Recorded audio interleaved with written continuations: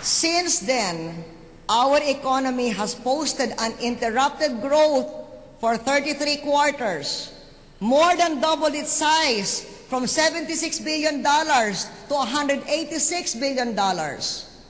The average GDP growth from 2001 to the first quarter of 2009 is the highest in 43 years.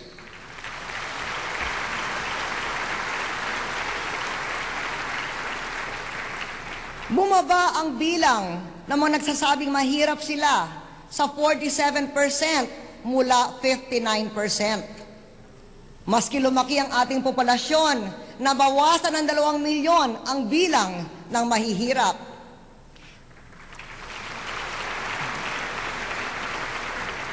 GNP per capita rose from a third world $967 to $2,000.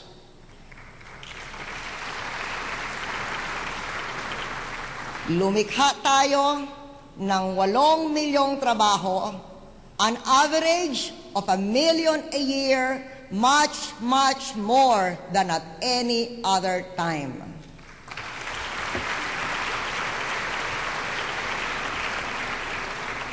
In sum, first, we have a strong economy and a strong fiscal position to withstand political shocks. Second, we built new and modern infrastructure and completed unfinished ones. Third, the economy is more fair to the poor than ever before.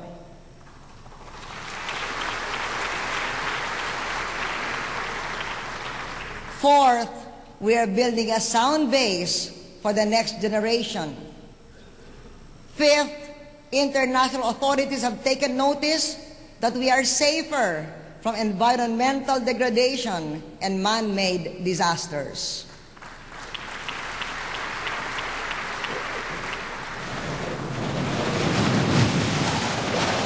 As a country in the path of typhoons and in the Pacific Rim of Fire, we must be prepared as the latest technology permits to anticipate natural calamities when that is possible, to extend immediate and effective relief when it is not. The mapping of flood and landslide-prone areas is almost complete. Early warning forecasting and monitoring systems have been improved with weather tracking facilities in Subic, Tagaytay, Mactan, Mindanao, Pampanga. We have worked on flood control infrastructure like those for Pinatubo, Agno, Lawag, and Abukay, which will pump the runoff waters from Quezon City and Tondo, flooding Sampaloc. This will help relieve hundreds of hectares in this old city of its age-old woe.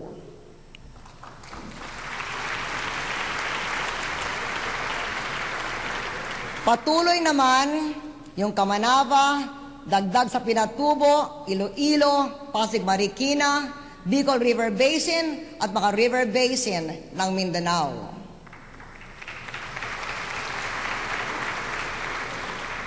The victims of Typhoon Frank in Panay should receive their long overdue assistance package. I ask Congress to pass the snitch law.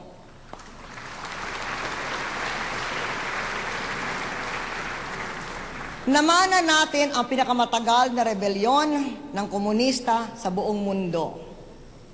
Si Leo de la Cruz, isa sa 12,000 rebel returnee. 16 pa lang siya nang sumali sa NPA. Naging kasapi sa Regional White Area Committee. Na-promote sa Leyte Party Committee Secretary. Nahuli noong 2006. She is now involved in an LGU-supported handicraft livelihood training of former rebels. We love you, Leah.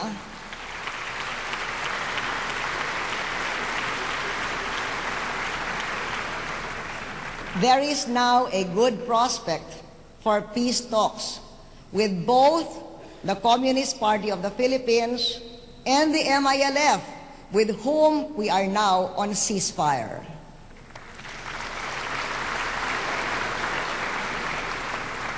We inherited an age-old conflict in Mindanao. exacerbated by a politically popular but nearsighted policy of massive retaliation. This only provoked the other side to continue the war.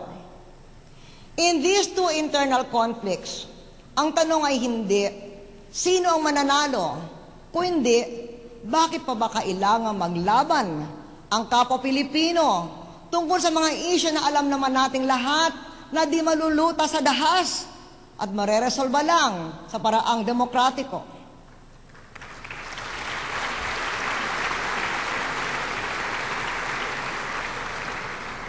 There is nothing more than I would wish for than peace in Mindanao.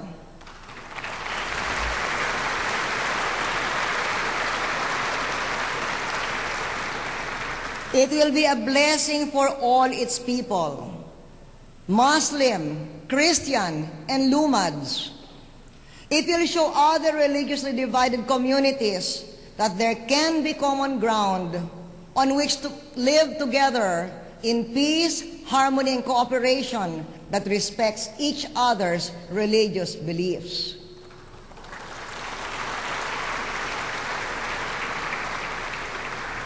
At sa lahat ng dako ng bansa, kailangan nating protektahan ang ating mga mamamayan kontra sa krimen in their homes, in their neighborhoods, in their communities. How shall crime be fought? With the 5 pillars of justice, including crime fighters. We call on Congress to fund more policemen on the streets.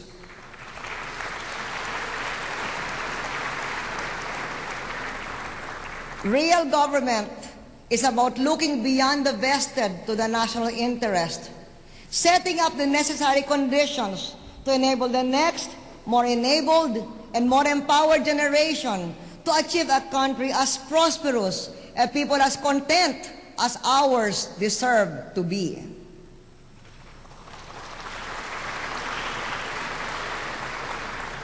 The noisiest critics of constitutional reform tirelessly and shamelessly attempted cha-cha when they thought they could take advantage of a shift in the form of government. Now that they feel they cannot benefit from it, they oppose it.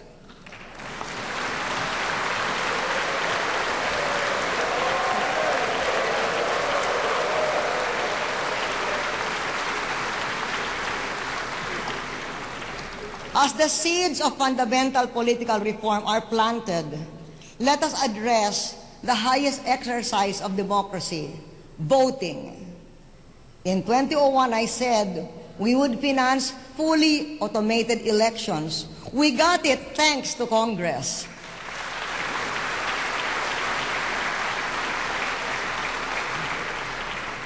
At the end of this speech, I shall step down from this stage, but not from the presidency.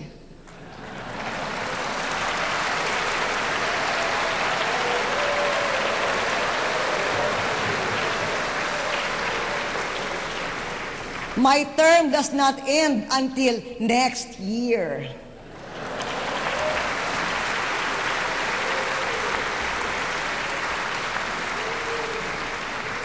Until then, I will fight for the ordinary Filipino. The nation comes first.